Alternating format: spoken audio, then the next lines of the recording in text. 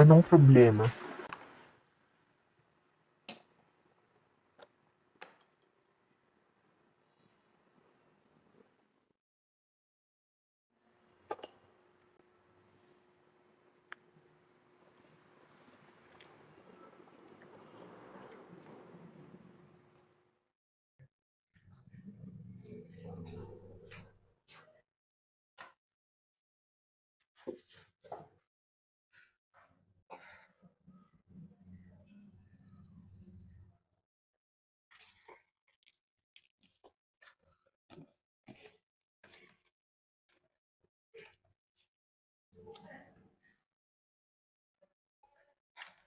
Nga ba? Malamang nandito na naman ako sa pesting upuan natin.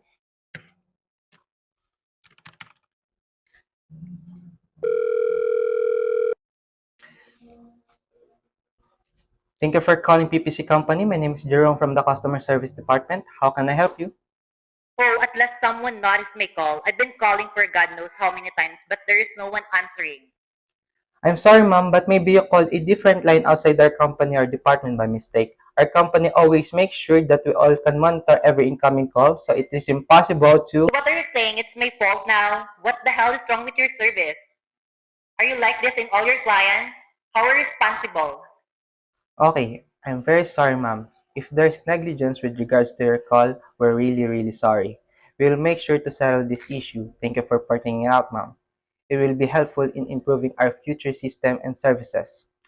How about telling me your initial concerns so I can assist and make amends, at least for the inconvenience we caused you? May I know your name as well as your concerns, ma'am? Never mind. It was done anyway. I am Denise and I would like to ask for a refund. The product is definitely not my type. I thought it was good, but hell, it sucks. I already filled out the refund form and it was instructed there that the email will be sent after 3 days. But hell, it's been a week and I received nothing. Really? What kind of services are people offering these days? How annoying. Everything sucks. My God. So what now? What to do? I badly want refund as soon as possible. Again, I'm very sorry, Miss Denise. So for clarification, you already signed up for a refund and submitted a form. Am I right, ma'am? Were you even listening? Yes, I did. Are you deaf or what? How incompetent. Ma'am, it is a policy, at least for us working in this type of industry, to verify information so we can proceed smoothly and to avoid the occurrence of mistakes. And please, ma'am, with all due respect, you've been yelling at me since I answered your call.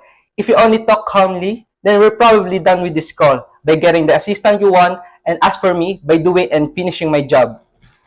Again, ma'am, I need to verify what processes you've already done, and after that, No, you're talking back, huh? What's your name again? Jerome, was it? How disrespectful to talk back when your job is to give assistance. You know what? If you like this, just quit your job. You're stupid. My God, spare me from that idiocy. How dare you? Incompetent idiot. I will drop this call if you still can't stop yelling me and calling me names I don't deserve. You are the one being disrespectful here, ma'am. What the hell? How dare you? Let me talk to your employer or transfer me to anyone more competent than you. Ma'am, you can call again once you cool yourself down. I'm afraid to say, but all other agents are handling calls right now. Huh? Annoying. Fine. I did fail.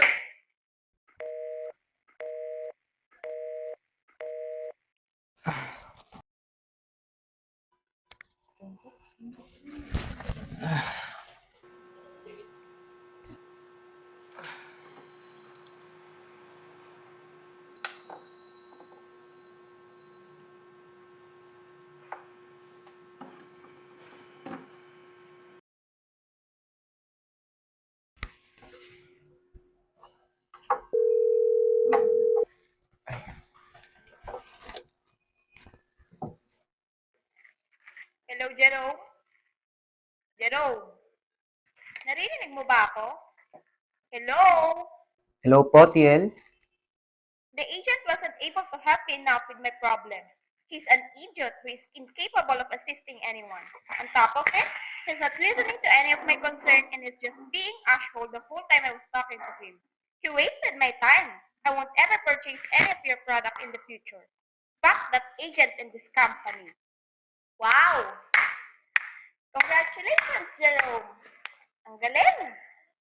Ang galing mo galitin yung customer. Di ba nangyayari sa'yo? Ngayong buwan napapadalas ang mga late mo, hindi ka naman ganyan dati. Madalas ka na rin may sick leave. Paano namang wala kang sakit? Minsan ka na nga lang papasok, gagaguhin mo pa yung mga calls mo. Alam naman nating lahat na may kanya-kanya tayong problema, pero wag mo namang idamay yung buong team.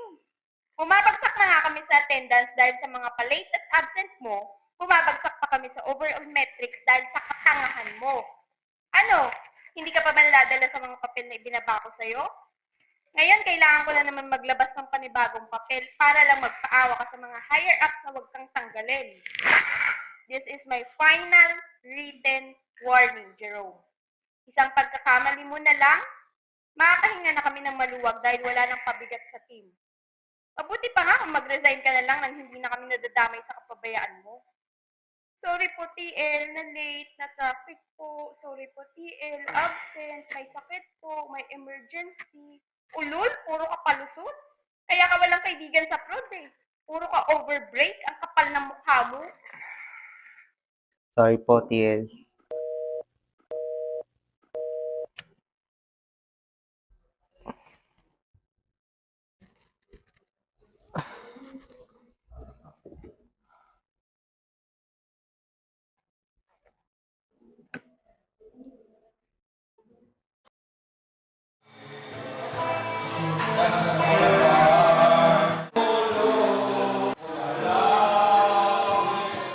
Magkano to kaya?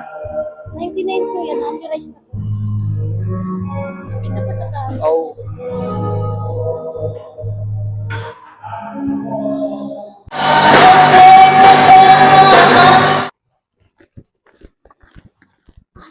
Oh my gosh, what the hell?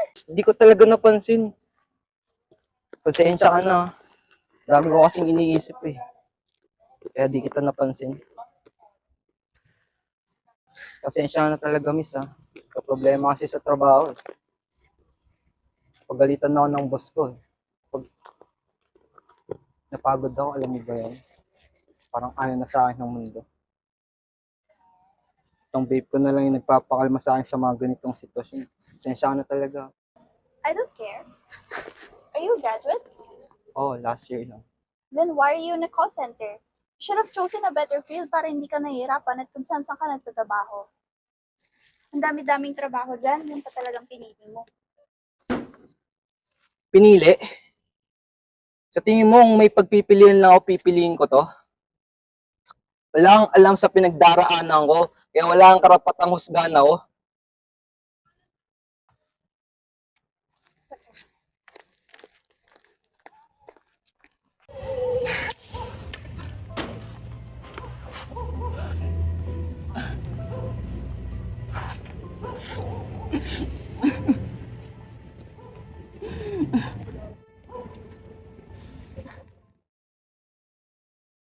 Problema? Ang dami.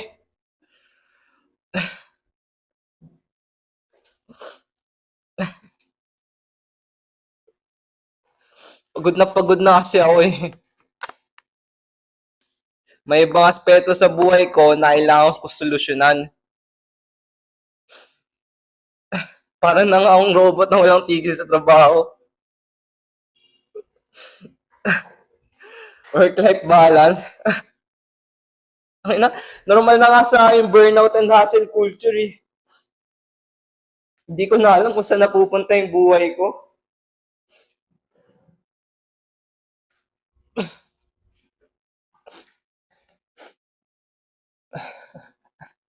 Scripted na usapan, scripted pa buhay. Gusto ko naman yung totoong usapan. Hindi yung puro call flow na lang na paulit-ulit.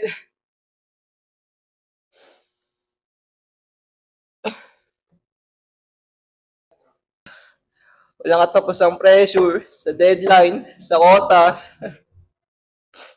Kailangan puro numero, puro target.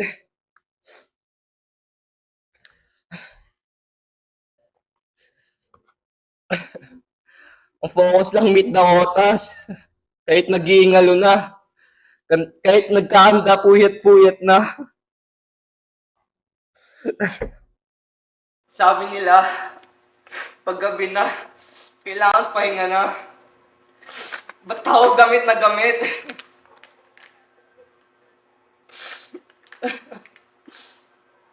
Dagdag mo pa yung customer.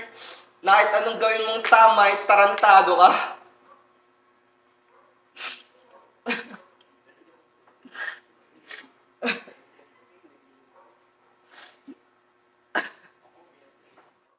Normal ba to?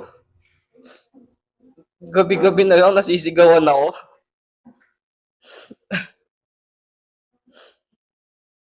Ang dagdag mo pa yung TL, nakakala mo perfecto. Nasira ko yung team. Okay. Di naman kasi ako superhero na kahit anong gawin ko, kahit anong puyat, kahit anong pagod, flawless pa rin.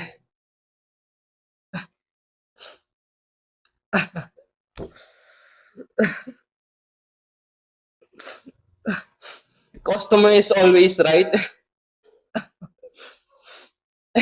Eh, paano nga ako mali? Paano nga ako mali?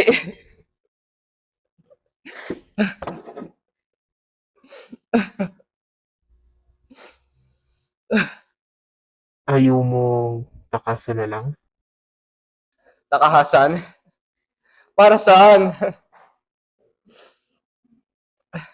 Sa mental health ko? Idadagdag mo ba yun sa mga patong-patong kong problema?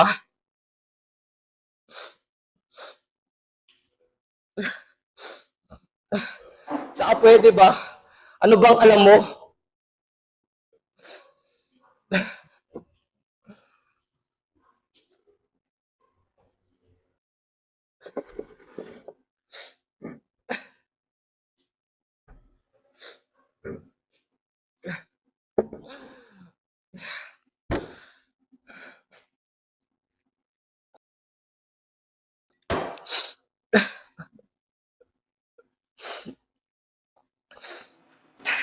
Ayoko na. Pagod na ako.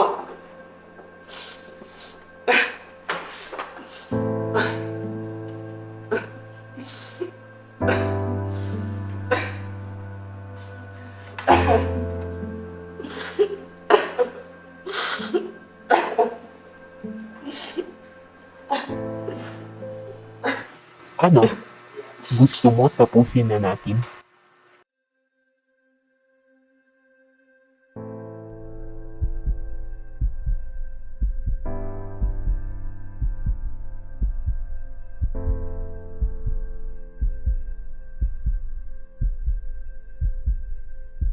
Ano?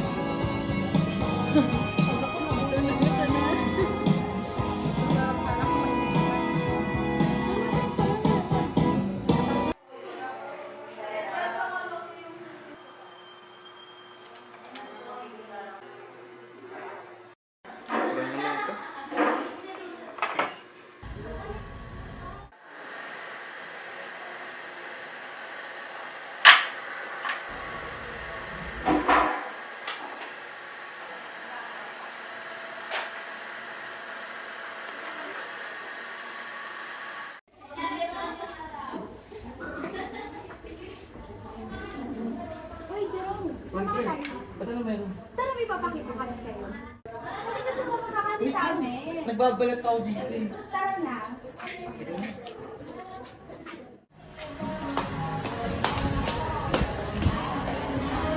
Hoy, Jerome! Kain mo muna. Oo. Tara, tara!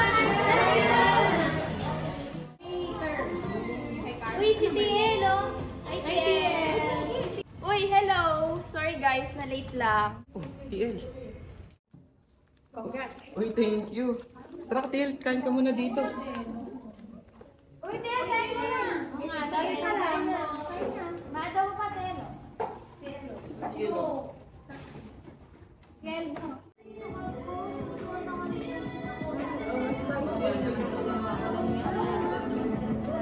Kamusta ka naman? Kayo ng jowa mo. Oo. Ilang araw kayo nagkikita? 2 years na daw sa isang gawin. Isang beses sa isang linggo. Isang beses sa isang taon. Tungkol nga ba saan? Well, I just want to say congratulations. Congrats, finally. Quality analyst ka na. And as your TL, I somehow witness your struggles with stress, yung pagod mo, yung puyat, tapos isama pa natin yung paminsan-minsan or madalas na paninigaw ng customers and the times na napapagalitan kita. Pero lahat ng yon na kaya mo.